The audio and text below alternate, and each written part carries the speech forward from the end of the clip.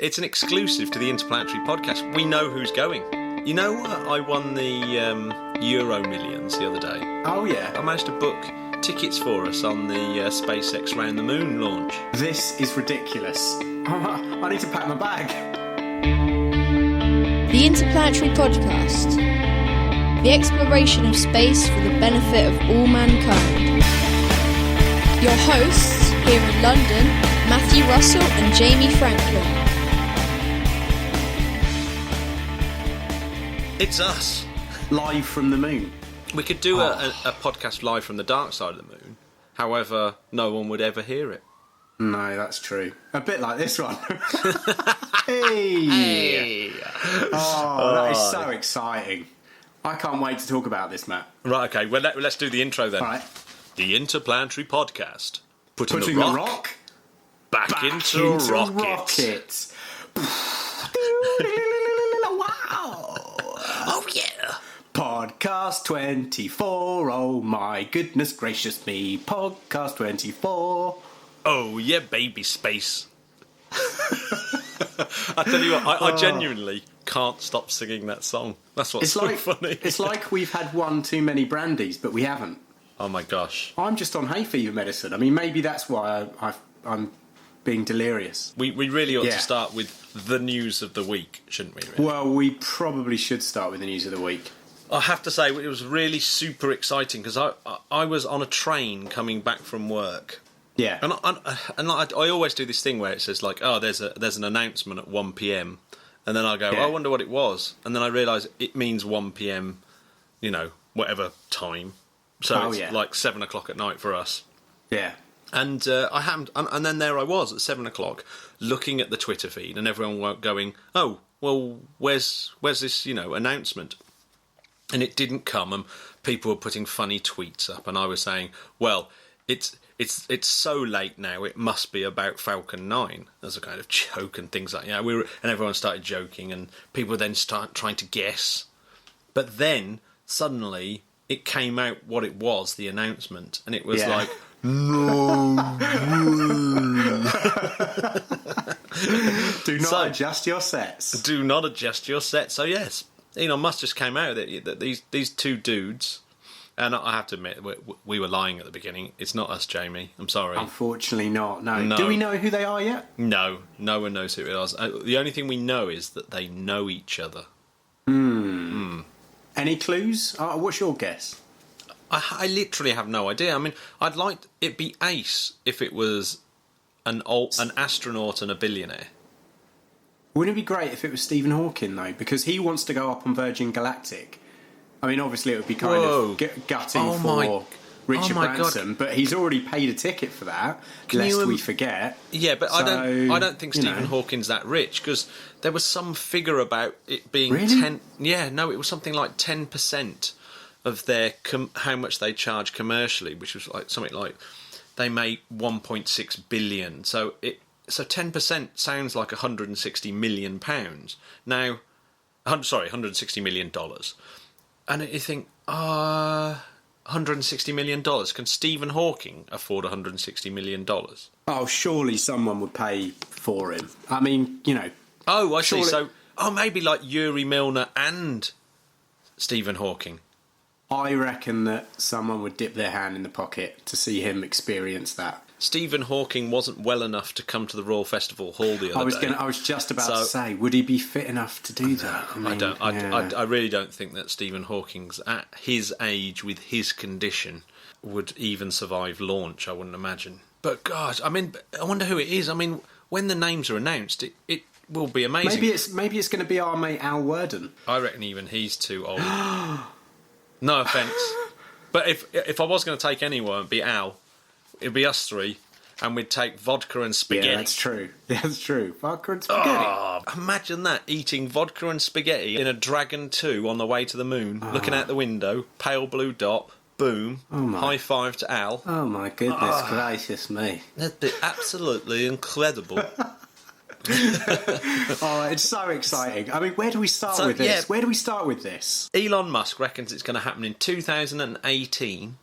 It will be an autonomous flight, so it will be the Dragon 2 in autonomous mode on a Falcon Heavy. I mean, is there not going to be a test flight before? Surely. Well, no. Obviously, the Falcon Heavy has to fly this year. So there's, the Falcon Heavy should be flying this year. But, I mean, it was supposed to fly in 2013. Yeah. So it's already ridiculously late. I mean, someone from the Planetary Society did a spreadsheet of when SpaceX say they're going to do something. Yeah. And when it actually happens. And on average, it's 2.1 years later. Right, okay. So Falcon Heavy is actually like 4 years late now, of course. So, yeah, the Dragon 2 capsule, bear in mind, is being paid for by NASA to take crew up to the International Space Station. Yeah. See, which we'll get onto this in a minute, but because I think that there's a really, really interesting point to this that Eric Berger from Ars Technica brought up, and which in a really, really, I think it's the best article about the whole thing.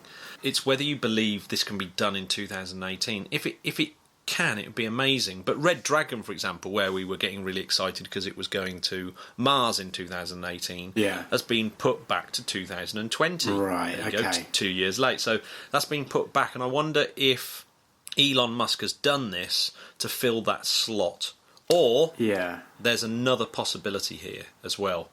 And NASA must be getting really frustrated because they're now considering buying Russian Soyuz seats for the launches in 2019 because they actually don't trust SpaceX and Boeing to have their manned capsules ready in time. Really? So, to be honest, if Elon Musk can't get it ready for 2018 to go up to the International Space Station, how on earth is it going to be ready to go round the moon? Yeah, it does seem a little bit far-fetched. Yeah, considerably different ambitions. But you know what, Matt? We keep saying it. Write off Elon Musk at your peril. Oh no, I love it because he's putting the cat amongst the pigeons. We think he'll make it happen, but it's just a matter of when. Is he being a little bit too optimistic? There's maybe some games in this as well. It might be the fact, so the last thing that we said on last week's podcast was that NASA had revealed that they were considering launching astronauts on the maiden voyage of SLS in 2019. And which would actually have a really similar mission profile to this SpaceX flight round the moon, i.e. astronauts would be in the Orion capsule and do a figure-of-8 loop round the moon and come back again. How long would that take in total? It's a couple of days there, a couple of days back or something. Okay. Nothing extraordinary, because sometimes it takes a couple of days to get to the International Space Station, for example. So, yeah, it takes about a week for the whole trip. Okay. What Musk is kind of saying is, I'm going to beat you to it, NASA. Another thing that we mentioned on the podcast a while back was that NASA weren't that impressed with people like Bezos and Musk and their heavy lift vehicles, Falcon Heavy and the New Glenn. Its commercial space should be concentrating on low Earth orbit stuff. Yeah. And NASA, we should be the people concentrating on deep space. But Musk and Bezos, essentially. But Musk is in his language. He knows it's going to test his relationship with William Gerstenmaier, the chief of human exploration. So he does keep sticking little NASA things in. Like he said this. He goes, "I think we're generally encouraging of anything that advances the course of space exploration. I think an SLS Orion mission would be exciting as well. And I don't know what their timetable is, but I'm not sure if we will be before or after. And I don't think that's an important thing. I think it's the advancement of space exploration that really matters. If NASA decides they want to do the first lunar orbit mission, obviously we would give them priority." So he's also saying, if NASA want to use our Dragon 2 and Falcon Heavy instead of SLS and Orion to go to the moon, then yeah, do it. Which is maybe the most contentious bit, because he's also telegraphing to the Trump administration that maybe SLS and Orion is a massive waste of money because he's got a vehicle that can already do it. That is a good point. Yeah, interesting games. Very interesting games. Well, especially considering NASA paid for the thing. Yeah, you kind of want to keep them on side, which he is, but we'll see. We'll see. So, when are they planning to announce who these two people are? Do you know what I've got? Do we know? No, I don't think they've come up with that. But There was a really interesting article that I saw in American Space where SpaceX had revealed to them that the lunar voyage had been under consideration for at least the past 2 years. So they've been negotiating with these two people for at least 2 years, and also said there have been additional requests for other private flights. So we might see a raft of these private flights coming out. I'm really excited that this is, even being talked about. As we know, it's definitely not as easy as that. No. Anything to do with private space travel. However, the fact that so many people's imagination has been captured by this, it can only be a good thing, can't it? It can only be a good thing, because I think they've showed that there's a want for this, you know? Do you know what's amazing is that I was so excited after hearing this. I was thinking, this is absolutely mind-blowing. And literally, my mind was blown. It was like, oh my, it was just ridiculous. Yeah. These are going to be the 25th and 26th humans to have crossed the 240,000-mile gulf of cislunar space. Yeah. I mean, it's insane, isn't it? No, it's just ridiculous. And that hasn't happened since Gene Cernan came back. The late, great I'd love to know Gene more Cernan. about it. I want to see more of the videos that he did with the Mars plans.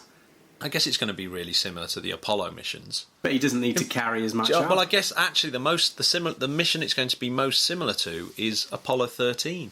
They're not going to play golf on the moon. No, there's that would be cool if suddenly he said, "Oh, we've actually decided we're going to land them on the moon as well." Would be incredible. That would be good. NASA released a statement pretty shortly after the SpaceX had announced this, and what's a brilliant line in this is they said, "We will work closely with SpaceX to ensure it safely meets the contractual obligations to return to the launch of astronauts to US soil and continue to successfully deliver supplies to the International Space Station." That's what they finished the statement with, which is essentially saying, "Oi, SpaceX, you need to prioritise this, and you better sort it out now, because actually we're kind of running out of patience after giving you $1.6 billion to do this."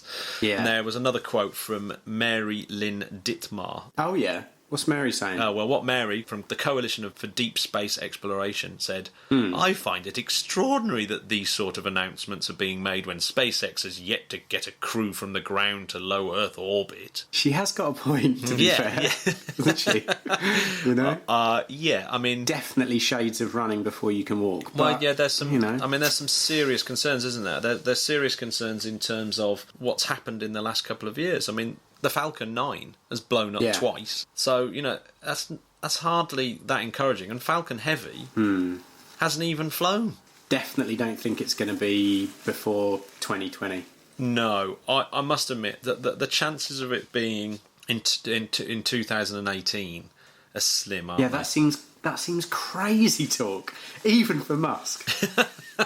Even for Musk. We've got to be fair to Musk that virtually all space exploration and space agencies are pretty rubbish with their timetabling. Things come up and it all goes a bit wrong, and you try and do things and it doesn't quite work out exactly how you wanted to, and things get delayed. Yeah. And when it comes to Mars, you've always got this kind of thing that it's all, if you miss your launch opportunity, then you've got to wait 2 years.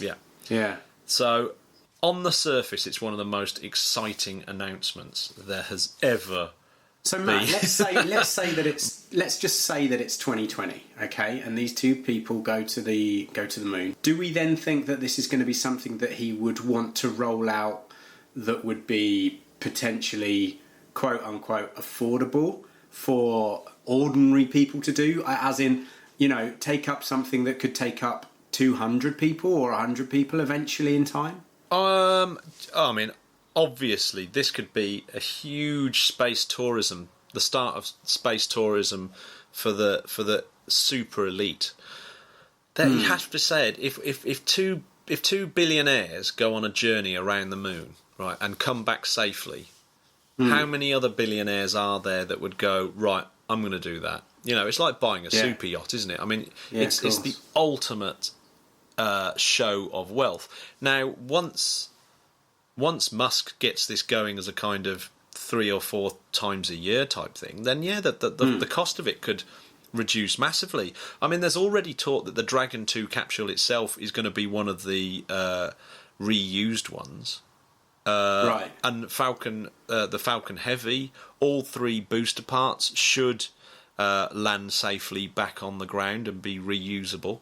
So, so maybe that, I mean, there's a massive one. If Musk is able to reuse a booster this year, then you could be looking at, like, actually really, really cheap access into that would significantly reduce the cost, wouldn't it? I mean, if you can keep using the same Dragon 2 capsule and the same rocket boosters, then the cost is actually, you think, well, hang on a second, the cost is going to be actually quite low for these people. Surely it's no more than going from London to Birmingham on the train. No, it's going to be exactly the same as that. That's it. It is London to Birmingham on the train. Yeah, exactly. And apparently, with less delays. And apparently billionaires do that all the time. Yeah, definitely. They love that journey. In some ways, it's the journey. It is the journey. It's the journey I made in reverse 20 years ago, Jamie. Matt, we should stick with NASA and talk about their software catalogue, shouldn't we? Oh, yeah. That was exciting. So, I've got an email from Matt Miller, who's a listener out there in the world. Big up yourself, Mac. Yeah. And he sent me this, and it was... and it is pretty exciting, actually. So NASA, have released their... they do this every year, apparently, or maybe not every year, but they do it once in a while, where they release their entire catalogue of software that people have been working on.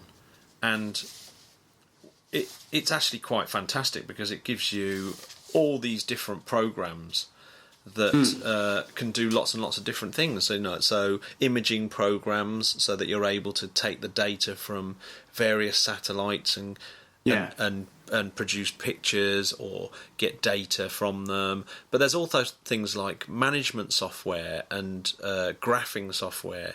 Just hundreds and hundreds of really, really useful. And so anyone can use this for free? It's completely open for you to...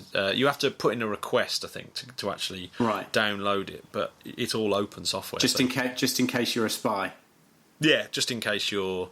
a terrorist? I don't know. I don't know what you can do without it. terroristsuk.org. I'd be like, how did they get me? So I had a quick little look through. I was quite intrigued by the sort of management software stuff, where you could manage a beefy project. A beefy project. A beefy project. What's that, like you cooking a steak? Well, yeah, if you were a farmer and you had loads of cows that you needed to get from one place to another. Or if you had some arguments with some local ruffians, Yeah. That's what I did there, Matt. That's beef. Yeah. It's youth talk for an argument. Yeah, and sometimes with beef, it gets put on a shelf that you can't reach, and it just stops the stakes getting too high. Oh, I knew that was coming. Yeah, Why? I set that up way too badly. Anyway. You did. I'm going to stick with NASA. Yeah. I loved this story, Jamie, and that's why I stuck it in. It was a last minute stick it in the podcast story. Stick it in the poddy. Well, I love it. Right, so that NASA's Maven spacecraft, which is in orbit round Mars, had to do a manoeuvre so it didn't go crashing into Phobos, which, as you know, is a moon of Mars. It is. Phobos is located about 3,700 miles higher than Mars Odyssey and the Mars Reconnaissance Orbiter. But because Maven is positioned in an elliptical orbit, it actually crosses the path quite often. And Matt, when you say that they had to do a manoeuvre, I mean, how big a manoeuvre was this?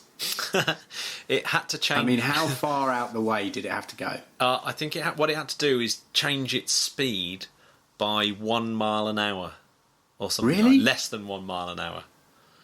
And that's enough that it won't crash into Phobos in a week.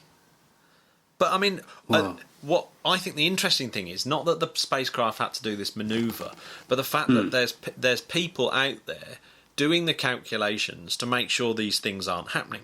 So yeah, that's cool. And so this tracking of the International Fleet of Mars probes is actually quite a hard thing. A lot of it relies on NASA's Deep Space Network, which are big antennas in California, Spain and Australia. ESA have got a similar global tracking network, but the dishes aren't as big, and people like SpaceX and United Arab Emirates are going to have to rely on NASA's Deep Space Network when they launch their Mars missions. So someone would essentially be looking at some data that would say, hang on guys, I need to flag this up. In a week's time, if you don't do anything, move this off course, then it's going to crash into Phobos. Not into Phobos, into the other moon, or into each other.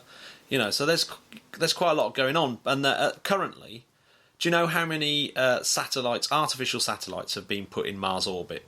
Go on. So there's been 14. So these 14 artificial satellites are actually still in orbit around Mars, I think. But the ones that are active are... The oldest one is Mars Odyssey, that was launched in 2001 by NASA. Yeah. Then there's Mars Express, which is the ESA one that was launched in 2003 in June, but got into orbit on Christmas Day. Nice. Then there's the Mars Reconnaissance Orbiter, which has been absolutely fantastic, in orbit since the 10th of March 2006. Then the Indians managed to launch the Mangalyaan, in orbit since 2014, September. Maven, and that's been there since pretty much the same time. So Maven and Mangalyaan pretty much arrived on the same day in orbit. Nice. And they launched pretty much on the same day, but both launched in November and got there by September the next year. Yeah.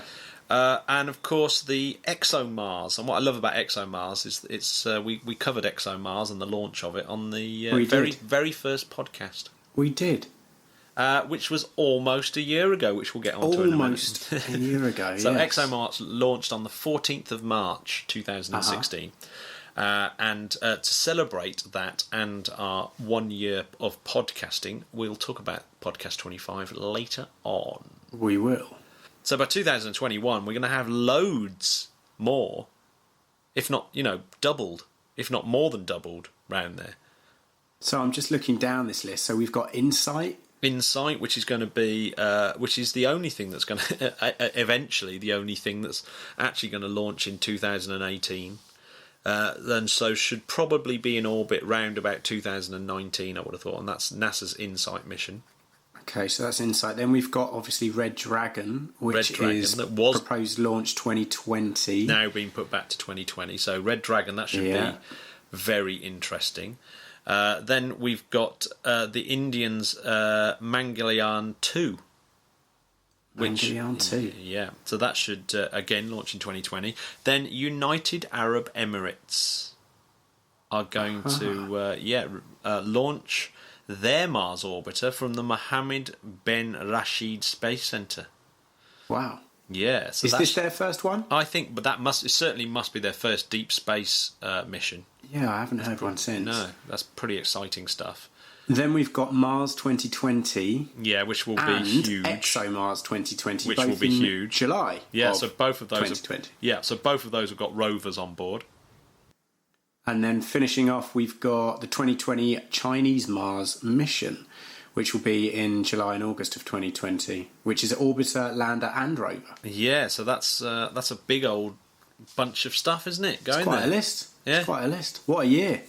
That is going to be... So 2020, listeners, make sure you tune into the podcast then, because it's going to be quite busy. What, definitely tune in then. So, what's the most exciting news ever, Jamie? The most exciting news ever. Oh, come on. This is easy. The Interplanetary Podcast has been going 1 year. That has flown by. Excuse the pun, Matt. What is your favourite edition? I'm still going to say that it's the Rings of Saturn, because that's something that has, since I was a little kid, always captured my imagination. And to actually research it and talk about it in the detail that we did, I loved that episode. But I do love talking about Mars and now the mission to the moon. Those are the ones that I love, I love the space travel stuff, don't get me wrong, but it's the stuff where we're sending humans out of this planet That's what I really love. Yeah, that's why, for me, my favourite episode, I think, was... Because it's the one I learnt the most in, was episode 6, where we talked about Proxima B. Yeah. And we talked about how to get there and the interstellar travel and all the different types of rockets and things that people had thought of to get there. And we also managed to find time to talk about booze in space as well and all the different... That's true, we did. And pies. And then the next month, we spoke to Al Warden. That has to be the highlight for us both. Yeah, and we had the Rosetta special at the same time. We did. We've had some really, really exciting chats, and I loved our chats with Harriet and Debbie. They were really good. Yeah, and Debbie. Yeah, Planetary Society. I mean, and that really interesting chat with Jonathan McDowell about X-ray telescopes. Yeah. I learnt so much in that chat. Oh my gosh, we're literally learning something every day. Yeah, I do. That's the best thing about doing this podcast, is just learning stuff. It's just brilliant. Well, a couple of learners. Yeah, we're certainly not teachers. Well, we hope that you've learned something. Even if it's that you skip our podcast because it gets just too annoying. But hey, listen, we're here to try and share some love and some space news. Yeah, sue man. Us. So sue us. Just quickly, Jamie, I'm just going to quickly go through what's going up. What's going up this week? Here we go. So this week we've got a Ariane Space Vega rocket. And that's going to launch the Sentinel-2B Earth observation satellite, which is going to be like unprecedented optical imaging of land. And it's going to add... Or not 2B. Yeah, or not 2B. And it's obviously going to go along with the 2A. Yeah. And then March the 8th, we've got a Delta IV. Okay. And that's going to be launching a wideband global SATCOM. Nice. Called the WGS-9. Possibly on March the 12th, the Falcon 9 carrying EchoStar 23. So we'll have to see if that one happens. Again, every Falcon 9 launch, Fingers crossed. I'm actually really stressed about it's nervous, isn't it? Yeah. So much rides on it because he's so ambitious. So much rides on it. How many drinks have people had this episode? We've mentioned SpaceX. Oh, I tell you what, Elon Musk quite a lot here. I just hope that they're not listening to it in the evening down the pub, or it could get messy. Right, in a couple of weeks, but we'll talk about these launches next week. We've got a Japanese, American, and European launch. So, Arigato. So quite a few things coming up, and possibly in March another Falcon 9 as well. So 2 Falcon 9s in March. Double Falcons. Sweet. Double Falcones. Yes. I was about to say we haven't really had any launches such a liar since we last spoke, but that's not true. Atlas V launched the NROL 79, which is I believe another military satellite. And we also had the Chinese launch a KT-2 rocket. We did. I'll tell you what, I didn't realise that this KT-2 was so interesting. It's a solid fueled booster rocket that I'd never seen before. Sick. Well, that's just for Dave. Yeah, so that is actually quite cool. Some really good pictures of it. Nice. Anyway, we'll stick them up on the blog. With the TK-1 satellite. Really? Yeah, man. That is ace. Well, Matt, because it's the 25th episode of the podcast next week, and it's going to be our year's anniversary, are we going to be doing anything special for our avid listeners? We're going to give away some prizes. What? I know. That is ace. It's going to be amazing. Can we talk about that yet or not? We're yet to choose the prizes. But there will be some a prize. There will be exciting prizes, and it will involve things like membership of societies and mugs and T-shirts and that sort of thing. Absolutely. But you'll see. So you're just simply going to have to tune in next week to find out. And all we want you to do is to tweet or communicate with us in any way you want via the website or however you want to do it, and let us know what your favourite podcast that we've done so far.